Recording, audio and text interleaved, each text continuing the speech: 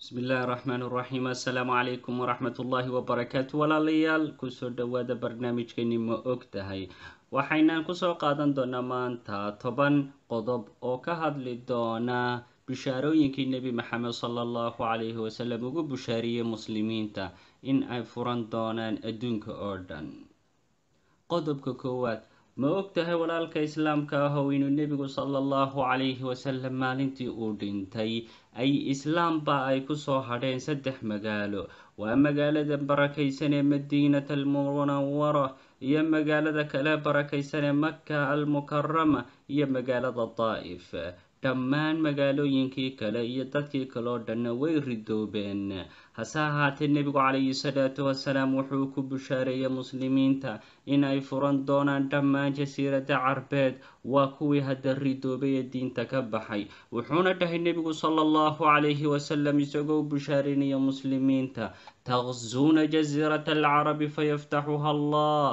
waxaa ku duulaysaan jasiiradda carbeed markaasaa ilaahay idin furayaa. tuma faris fayaftaxuha allah. markaasaa ku duulaysaan dhulka faris waxaana furaya allah. tuma taqzuuna aruuma fayaftaxuha allah. markaasaa waxaa ku duulaysaan roomaanka ilaahay baana furaya. tuma taqzuuna dajaala fayaftaxuha allah. markaasaa ku duulaysaan dajaal cawar ilaahay baana kaa furaya. xadiiskaasina wuxuu ka mid ahaa mucjisooyinka nebiga iyo bishaarooyinka waaweyn ee nebigu ugu bushaareeyey muslimiinta inay furanayaan jasiiradda carbeed. waxayna dhabowday oo ay xaqiiqowday ama ay suurto gashay furashadaasi xilligii khaliifadii ugu horreysay ee islaamka, khaliifati abibakar sidiiq radia allahu canhu. waxaanu adeegsaday saxaabadii waaweynaa ee madaxda u ahaa ciidamada muslimiinta sida seeftii ilaahaye galka la-ayd khaalid ibnu waliid almakhzuumey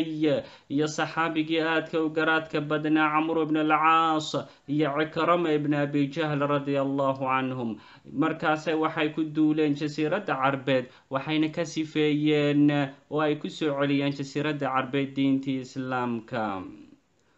qodobka labaad, ma og tahay walaalka islaamka ahow inuu nebigu sala allahu calayhi wasalam sidoo kale ugu bushaareeyey muslimiinta in ay furan doonaan dhulka faris ee ciraaq iyo iiraan iyo wixii la halmaala. wuxuuna nebigu yidhi sala allahu calayhi wasalam: lain taalat bika xayaa latuftaxanna kunuusu kisra. cadiy bna xaatimow, haddii cimrigaagu uu dheeraado waxaad arkaysaa ayadoo la furtay qasriyada kisra. qultu kisra bnu hurmus. waxaan dhahay buu yidhi cadiy bni xaatim radia allahu canhu, ma kisra ibnu hurmus baad u jeedaa boqorka faris ka taliya rasuulka ilaahayow? qaala kisra bnu hurmus. wuxuu dhahay nebigu sala allahu calayhi wasalam: haa, waa kisra ibnu hurmus baa loo jeedaa, waa boqorka ka taliya dhulka faris. bishaaradan uu nebigu ugu bushaareeyo muslimiintana waxay xaqiiqo noqotay ama ay suurto gashay markii muslimiintu ay furteen dhulka faris,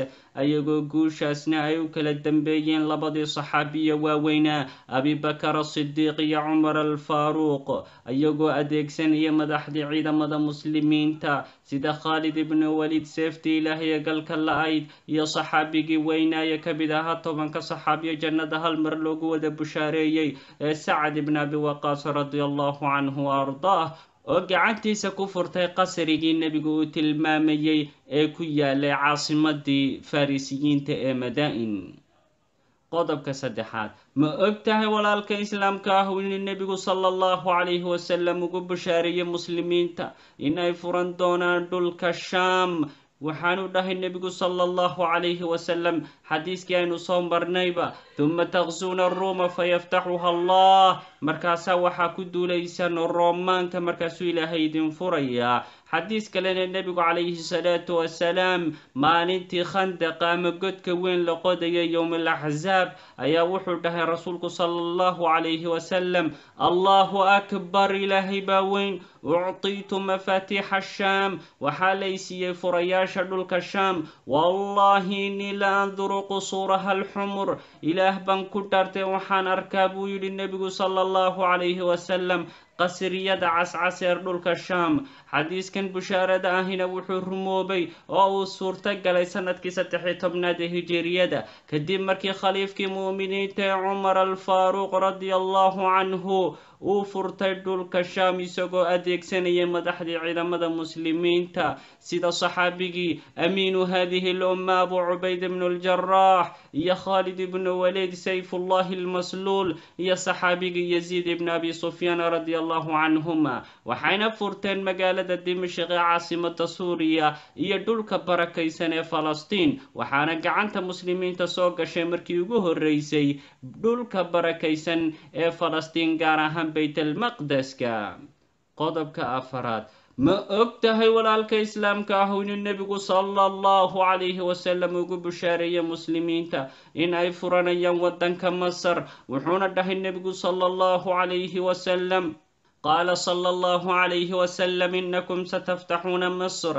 wuxuu dhahay rasuulku sala allahu calayhi wasalam idinku waxaa furanaysaan dhulka masar faidaa fataxtumuuha fa axsinuu ilaa ahliha haddaa furataan waxaa hagaajisaan ehelka dar reer masar faina lahum dimmatan waraxima maxaa yeelay waxay leeyihiin reer masar xaq iyo xuquuq waxayna leeyihiin rixim isagoo nebigu sala allahu calayhi wasalam ku ixtiraamaya maadaama ay kasoo jeedo nebi ismaaciil hooyadii ee haajara iyo xaaskiisii maariya alqibtiya riwaayo kalena nebigu calayhi salaatu wasalaam waa kii ku lahaa fastawsuu bihim khayra u dardaarma dadka reer masar khayr fainahum quwatun lakum maxaa yeelay awoodiina weeye wa balaagun ilaa caduwikum biidn illah waana meesha aad ku gaadhaysaan ama aad kaga adkaanaysaan cadowgiina haddii ilaahay uu yeelo. arrintanina way rumowday wayna xaqiiqowday bishaaradani nebigu calayhi salaatu wasalaam intaanu dhimanin ka hor uu ka waramay waxaana furtay saxaabigii weynaaye khaliifkii labaad ee muslimiinta amiiri lmu'miniin cumar alfaaruuq isagoo adeegsanaya madaxdii ciidamada muslimiinta gaar ahaan saxaabigii camru bn alcaas radia allahu canhu waxayna waddanka masar sidaa kusoo gashay xukunka dowladda islaamka. qodobka shanaad ma og tahay walaalka islaamka ahow inuu nebigu sala allahu calayhi wasalam sidoo kale muslimiinta ugu bushaareeyey in ay furan doonaan dhulka yaman wuxuuna dhahay nebigu sala allahu calayhi wasalam qaala sala allahu calayhi wasalam tuftaxu lyaman fayaأtii qowman yubisuun fayataxamaluuna biahlihim waman ataacahum waalmadiinatu khayrun lahum low kaanuu yaclamuun wuxuu dhahay nebigu sala allahu calayhi wasalam waddanka yaman ayaa furanaysaan waxaana imanaya qoom deganaansho ka yeelanaya ama kordhinaya dadka degan waddanka yaman oo qaadanaya ama kaxaysanaya ehelkooda iyo ciddii adeecdaba dadkana waxa u wanaagsan magaalada madiina in ay deganaadaan hadday wax og yihiin buu dhahay nebigu calayhi salaatu wasalaam. waddanka yaman in la furtayna waxa ay rumowday ama bishaaradaasi ayba xaqiiqo noqotay ay suurto gashay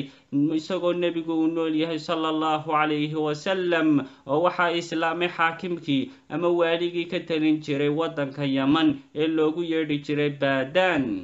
sidoo kalena intii ka hadhayna waxaa gacantiisa kusoo islaamiyey oo ku furay saxaabigii weynaa ee abubakar asidiiq radia allahu canhu wa ardaa.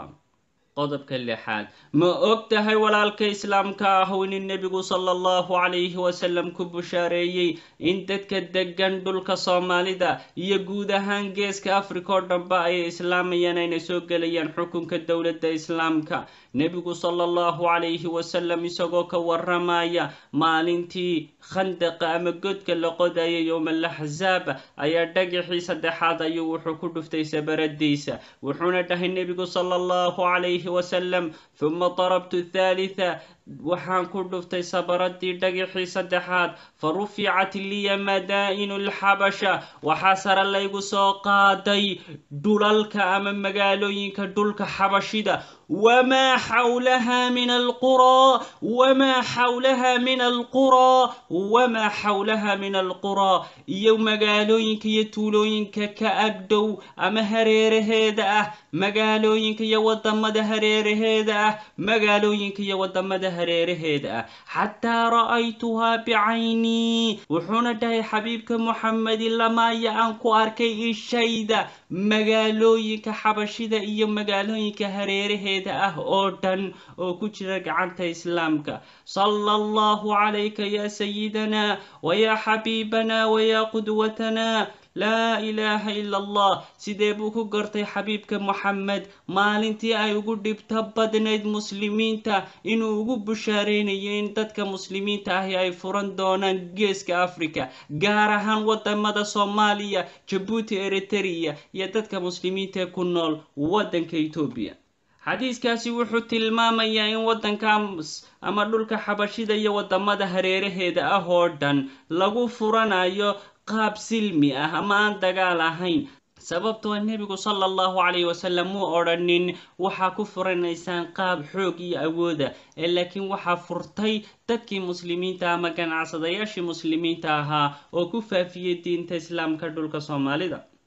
qodobka 7, ma og tahay walaalka islaamka ah inuu nebigu sala allahu calayhi wasalam ku bushaareeyey muslimiinta in ay furan doonaan magaalada istanbul ee waddanka turkiga. nebigu wuxuu dhahay sala allahu calayhi wasalam xadiiskiisii caanka ahaa, latuftaxana alqustantiniya fala nicma aljeyshu jeyshuha wala nicma alamiiru amiiruha. wuxuu dhahay nebigu sala allahu calayhi wasalam waxaa furanaysaan magaalada qustantiniya ama istanbul loo yaqaano, fala nicma alamiiru amiiruha, alla nicmiyo wanaag badanaa amiirka u ah ciidankaas, wala nicma aljeyshu jeyshuha, alla nicmiyo wanaag badanaa ciidankaasina. waxaanu nebigu sala allahu calayhi wasalam xadiiskan ugu bushaareeyey in muslimiintu ay ku furan doonaan magaalada istanbul ee caasimada u ahaan jirtay waddanka turkiga ama dowladdii cusmaaniyiinta. xadiiskanina wuxuu ahaa xadiis aada u caan ah. markaasaa saxaabadii rasuulku ay isku dayeen in ay furtaan magaalada istanbul oo caasimad u ahaan jirtay dowladdii roomaanka, gaar ahaan roomaankii bariyeed ee loo yaqaanay albisantiniya. saxaabadii rasuulka sala allahu calayhi wasalam way isku dayeen, waxaana ka mid ahaa saxaabadii isku dayday in ay furato magaalada istanbul saxaabigii weynaaye qaaliga ahaa abu ayub alansaariy radia allahu canhu wa ardaah, oo isaguna ku dhintay gidaarada magaalada istanbul, halkaasna waa lagu aasay. guushaas weyne nebigu sala allahu calayhi wasalam ugu bushaareeyey muslimiintana waxay suurtowday oo ay xaqiiqa noqotay sanadkii 857 hijiriyada, iyadoo ay kasoo wareegtay 846 sannadood geeridii nebi maxamed sala allahu calayhi wasalam. waxaana furtay suldaankii cuthmaaniyiinta ee maxamed ibnu muraad athani ama loo yaqaano maxamed alfatix raximahu llahu raxmatan waasica. waxa ay rumowday arrintaasi 846 sannadood geeridii nebiga. wuxuu sheegay in la furanayo waana la furtay. sala allahu calayka yaa calama alhudaa. qodobka 8, ma og tahay nebigu sala allahu calayhi wasalam inuu ugu bushaareeyey dadka muslimiinta ahi in ay furan doonaan magaalada rooma ee caasimada waddanka talyaaniga. wuxuu dhahay nebigu sala allahu calayhi wasalam xadiiska kan oo ninka la dhahdo abuqabiila uu leeyahay, kunaa cinda cabdillaahi bni camr bni alcaas, waxaan la fadhinay saxaabiga la dhaho cabdillaahi bni camr bni alcaas radia allahu canhuma, wasu'ila ayu lmadiinatayni tuftaxu awala, waxaana la weydiiyey saxaabigan labada magaalo keebaa la horfuranaya, alqustantiniya aw ruumiya, magaalada qustantiniya ama istanbul ama ruumiya ama magaalada rooma, labada keebaa la horfuranaya ayaa la weydiiyey saxaabigan. fadacaa cabdullaahi bisanduuqin lahu, marka cabdillaahi wuxuu u yeedhay sanduuq uu wax ku guran jiray, fa akhraja minhu kitaaba, wuxuu kasoo saaray markaa warqad. qaala wuxuu dhahay markaa cabdillaahi bni camr bni alcaas radia allahu canhuma, baynamaa naxnu xawla rasuulillaahi sala allahu calayhi wasalam naktub, annagoo ah nebi maxamed hareerihiisa fadhino oo wax qorayna, id su'ila rasuulullahi sala allahu calayhi wasalam, ayaaba waxaa la weydiiyey rasuulka ilaahay moxamed sala allahu calayhi wasalam, ayu lmadiinatayni tuftaxu awala, labada magaalo keebaa la hor furanaya rasuulka ilaahayow, qustantiniya aw ruumiya, ma magaalada qustantiniya istanbul mise magaalada roome caasimada talyaaniga, labadaa keebaa la hor furanaya. faqaala rasuulullahi sala allahu calayhi wasalam madiinata heraqal, markaasuu wuxuu dhahay rasuulka ilaahay sala allahu calayhi wasalam madiinada ama magaalada heraqal ama ninka la dhahdo boqorka la dhahdo heerkal uu ka taliyo ayaa la hor furanayaa. تفتح أولا يعني قسطنطينية مقالة سال هرفرانية وحانو أجيدي مقالة قسطنطينية ما اسطنبول نبي عليه الصلاة والسلام هل كان وحوق بشارية مسلمين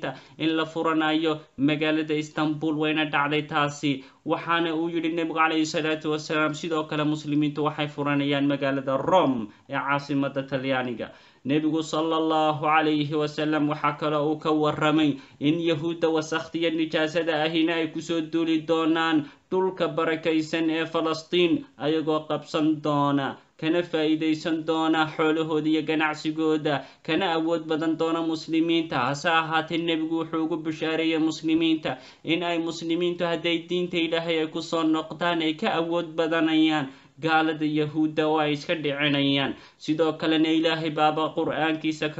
kaga warramay in yahuuddaasi ay ku kibri doonaan kuna qooqi doonaan dhulka laba jeer ilaahayna wuxuu yidhi subxaanahu wa tacaala fi suurati israa سورة الإسراء آية أفراد وحكل يهي وقضينا إلى بني إسرائيل في الكتاب لتفسدن في الأرض وحانوك آمن أمان وحيون الرير بني إسرائيل في الكتاب كتابك وحانوك وحيوني لتفسدن فسهاد دونتان في الأرض دولك وحا فسهاد دونتان مرتين إلا بجر ولا تعلن وحا سرمر دونتان علوا كبيرا سرين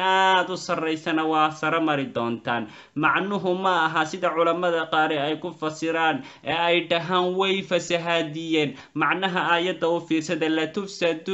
tufsidun waa mustaqbalka ama waxa soo socda way fasahaadin doonaan yahuudu dhulka ay fasahaadin doonaan laba jeerna way ka saramari doonaan muslimiinta iyo dadka kale adduunka ku nool oo dhanba waxaanu yidhi alle subxaanahu wa tacaala faidaa goortii jaa uu yimaado wacdu uulaahuma axdiga koowaad ee ah inaad dhulka fasahaadisaan bacathnaa calaykum waxaan idiin soo diraynaa korkiina cibaadan lana uli ba'sin shadiid addoommo aanu leenahay oo ah kuwa awood badan oo xoog badan oo aad u daran fajaasuu dhex mushaaxayana khilaala diyaari guryihiina dhexdooda saa u dhex mushaaxayo galaya wa kaana wacdan mafcuula waxayna ahaatee buu alla yidhi subxaana wa tacaala wacdi iyo axdi iyo ballan noqonaya sidaasay ahaatee buu yidhi in markaa laydin soo diraayo addoommada xoogga waaweyn sida culammada qaar ay ku fasiraanna waxay leeyihiin waxay ahayd xilligan oo addoommada xoogga waaweyn waxay ahaayeen saxaabadii nebiga oo uu hogaaminayay amiirkii muuminiinta cumar al-faaruq kadib markii uu qabsaday dhulka barakaysan ee Falastiin oo uu la wareegay furaha baytilmaqdeska alla wuxuu yidhi subxaanahu wa tacaala ثم رددنا لكم الكرة عليهم مركاسان idin soo celinay rogaal celin kale وأمددناكم مركاسان idin ku xoojinay بأموال xoolo وبنين iyo wiilal وأما caruur وجعلناكم أكثر نفيرا waxaana idin ka yeelnay kuwa tira badan macnaha tira badnaantu dada ahaan maaha ee waxa looga jeedaa xoolaha ku tira badan oo ku tira badan warbaahinta oo wakaaladaha wararka oo dhan yahuud ayaa iskale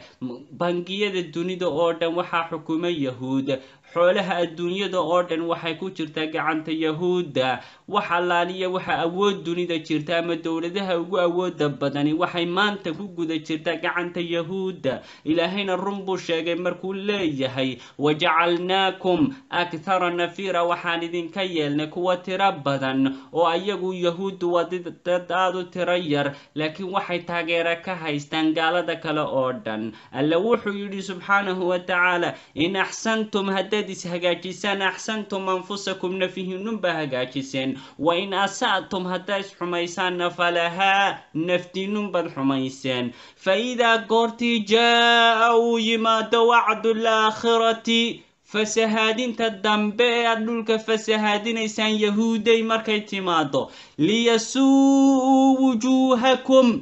waxaa laydin soo diraya addoommadii xoogga waaweynaa si ay u xumeeyaan oo u kharibaan wejiyadiina yahuuday وليدخلوا المسجد كما دخلوه أول مرة ييناي قلان مساجدك سيدا وقلان هدا كهور عمر بن الخطاب يا صحابة رسولك يا قلي سيدا سو قلي بيت المقدس كي مساجدك بركيسين يدولك بركيسين فلسطين يقليان وليتبروا ما علوا تتبيرا وحين ترتريا وحي كسريين ترترد أي ترتريان عسى ربكم أن يرحمكم وحدعي كرتين ربكين دين حريستو وإن عدتم عدنا حتى صنقتنا وصنق للنبي رب سبحانه وتعالى وجعلنا جهنم للكافرين حصيرا وحليه رب سبحانه وتعالى جهنمنا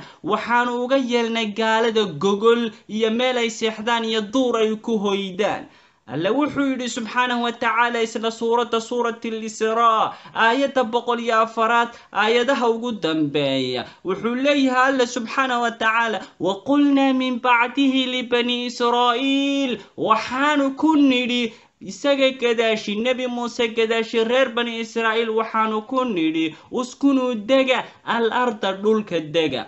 dhulku waa halkee ma meel cayiman baa maya dawlad kuma laha dhulka dega buu ilaahay yiri meesha doontaan laakiin dawlad ay ku leeyihiin male falastiin male baytul maqdis kana male ilaahay wuxuu yiri uskunu dega al-arda dhul dega ودولك عدو دونو نقنيا معيمنا ألا وحوري سبحانه وتعالى فإذا كورت جاء مركي تمادو وعد الآخرة فسهاد كي دنباد وحفسهادين يسين مركي تمادو جئنا بكم لفيفة وحالدين كان النايدين كوليدين سو أروريي ما انت ايي تاغن تهي ويهود ملك استويس كيغسو هبر وعدين ودولك بركيسان فلسطين بيسوغو يمادين ايغو كسو قحي دولك روش wadamada Yurubta iyo wadamada Mareykanka toosna waynu aragnay yahuudi ay soo yimaadeen wajina bikum lafifa wala isukin keeni doona oo maxaa dhacay marka la isukin keeno yahuuday waxa dhacaysa halkan wa bil haqq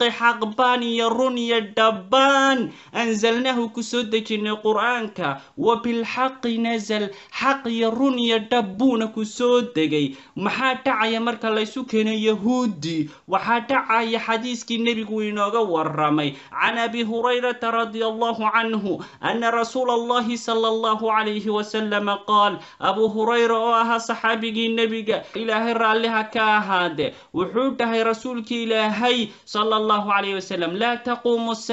ساعة قيامة عميسو حتى يقاتل المسلمون اليهود إلا ما يمسلمين تؤيلا تقال من يهود فيقتلهم المسلمون ومسلمين أي دلان يهود حتى يختبئ اليهودي من وراء الحجر إلا ما يهودي كده دونتو وقداش دا أمره دبر كده أمره الحجر أو الشجر دقحانتا يدرت دبدو دا كده دونتو فيقول الحجر أو الشجر مركز وحدها يا دقحي يا درتي بهاد ليسو دهايا يا مسلم يا عبد الله مسلمو أدونك إلهيو هذا يهودي خلفي كان يقدم بيا ويهودي فتعال فاقتله كالي أدل إلا الغرقد فإنه من شجر اليهود مركا لغرب جيت كغرقد كالله محايل جيت كاسي وجيت يهوديت حديث كان